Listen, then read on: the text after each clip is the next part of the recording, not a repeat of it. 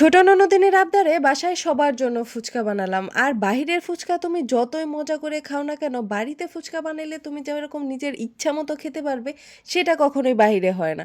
আর শুধু ফুচকা না, ফুচকা খাওয়া শেষে সবাই মিলে চলে গিয়েছিলাম স্টেশনে চা খাওয়ার জন্য। ফ্ল্যাশব্যাক। হে এভরিওয়ান, আসসালামু আলাইকুম, welcome to my new vlog. কেমন আছো সবাই? আশা করছি সবাই ভালো আছো। আমিও আলহামদুলিল্লাহ ভালো আছি। আজকের ভিডিওটা দেখলেই তোমাদের জিভে পানি চলে আসবে, কারণ আজকে আমরা বানাবো ফুচকা। আর ফুচকা এমন একটা জিনিস যেটা দেখলেই সবার খেতে ইচ্ছে করে, মানে বেশিরভাগ মানুষেরই খেতে ইচ্ছে করে।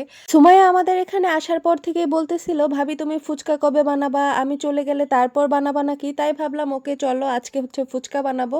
বিকেলে সুমাইয়াকে নিয়ে বাসার পিছন থেকে হচ্ছে ধনিয়া পাতা উঠিয়ে নিয়ে আসি। এগুলো হচ্ছে আম্মু লাগিয়েছিল।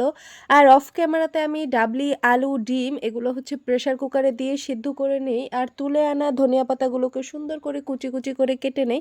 আর তার পাশাপাশি আমি কাঁচামরিচ, পেঁয়াজ এগুলোও হচ্ছে কেটে নেই। তারপর একটা গ্লাসের সাহায্যে আমি এগুলোকে একটু ম্যাশ করার চেষ্টা করি, কারণ অনেক গরম ছিল, হাত দেওয়া যাচ্ছিল না। আর আমি একটু তাড়াতাড়ি করার চেষ্টা করতেছিলাম, যার জন্য আমি গ্লাস দিয়ে হচ্ছে ম্যাশ করতে থাকি। আর এখানে কিছু শুকনা মরিচ ভেজে নিচ্ছিলাম। আমার কাছে ফুচকাটা একটু স্পাইসি না হলে ভালো লাগে না, সেজন্য আমি শুকনা মরিচগুলো ভেজে নিলাম, যে তেঁতুলের টকে আর ভর্তাতেও একটু শুকনা মরিচ দিব। আর এখানে হচ্ছে আগে আমি একটা চটপটি মশলা নিয়ে আসছিলাম বাজার থেকে, এখন হচ্ছে আমি ভর্তাটা সুন্দর করে মাখাবো। সেজন্য প্রথমে আমি হচ্ছে এখানে কাঁচামরিচ, পেঁয়াজ, লবণ, ধনিয়া পাতা সব কিছু দিয়ে দিলাম। আর তারপর এখানে দিয়ে দিলাম হচ্ছে পরিমাণ মতো চটপটির মশলা। আর তারপর এখন এটাকে আমি সুন্দর করে মাখিয়ে দেখো একদম ভর্তা বানিয়ে নিছি। তো এই ভর্তা বানানোটা আমার কমপ্লিট হয়ে গেছে। এখন আমি তেঁতুলের টকটা বানাবো, কিন্তু এখানে তেঁতুল একদমই কম ছিল, বাসায় আর তেঁতুল ছিল না। যাই হোক, এই তেঁতুলটুকু দিয়েই আমাকে তেঁতুলের টকটা বানাতে হবে। আর এই তো এই ফুচকাগুলো হচ্ছে আমি 3 দিন আগেই নিয়ে আসছিলাম, ফুচকা বানাবো বানাবো বলে আর বানানো হচ্ছিল না। তাই ভাবলাম আজকে ফুচকা বানাতেই হবে, নয়তো আমার ছোট ননদিনী আর ফুচকা খেয়ে যেতে পারবে না। এই তো আমার দেবর এখানে হাই দিচ্ছিল। আর এখানে হচ্ছে আমি তেঁতুলের চাটনি নিয়ে আসছিলাম, কারণ এতটুকু তেঁতুলে তো আর তেঁতুলের টক হবে না, আর আমরা মানুষ অনেকজন ছিলাম। যদিও ওসিলা ছিল আজকে আমার ছোট ননদিনী, বাট খাবো তো আমরা সবাই। আর আমার কাছে যে কেন জানি শুধু তেঁতুলের টকটা খেতে ভালো লাগে না, সাথে কয়েকটা চাটনি দিলে সেটা খেতে আরও বেশি মজা হয়। তো সেজন্য আমি এখানে চাটনিগুলো আগেই নিয়ে আসছিলাম, যেদিন ফুচকা নিয়ে আসছি ওই দিনই। তো তারপর এখানে হচ্ছে আমি সবগুলো চাটনি ফুচকাতে দিয়ে দিলাম। এখানে আমি প্রায় 7টা চাটনি দিয়েছিলাম। আর তারপর সুন্দর করে তেঁতুলের টকের সাথে চাটনিটা মিশিয়ে নিলাম। আর এখন হচ্ছে পরিমাণ মতো একটু চিনি, কাঁচামরিচ, পেঁয়াজ, তারপর ধনিয়া পাতা, পরিমাণ মতো একটু লবণ, চটপটি মশলা একে একে আমি সবকিছু দিয়ে দিলাম, টকে যা যা প্রয়োজন। সাথে একটু বিট লবণ দিতে পারলে ভালো হইতো, বাট বিট লবণ আমার বাসায় ছিল না, শেষ হয়ে গেছিল, যার জন্য আমি দিতে পারি নাই। আর এখন হচ্ছে একটু শুকনা মরিচ দিয়ে একটু স্পাইসি করে নিব, তাহলে আমার টক বানানোটা একদম কমপ্লিট হয়ে যাবে। কি আর বলবো ভাই, বাজারের ওই 60-70 টাকা প্লেট ফুচকা, তাও আবার 6 থেকে 7টা দেয়, যেটা খেয়ে আমাদের কিছুই হয় না। তাই খেতে ইচ্ছে করলে বেশিরভাগ বাসায় বানিয়ে খাই। ফুচকা বানানোর মোটামুটি সব কাজই আমার কমপ্লিট হয়ে গেছে। এখন শুধু বাজার থেকে কিনে আনা এই রেডিমেড ফুচকাগুলোকে আমি তেলে ভেজে নিচ্ছি, তাহলেই আমার সব কাজ কমপ্লিট। ইচ্ছে করলে এই ফুচকাগুলো বাসায় বানানো যায়, বাট এইটা আমার একটু বেশি ঝামেলা মনে হয়, সেজন্য আমি সবসময় বাজার থেকে রেডিমেড কিনে এনে বাসায় ভেজে নেই।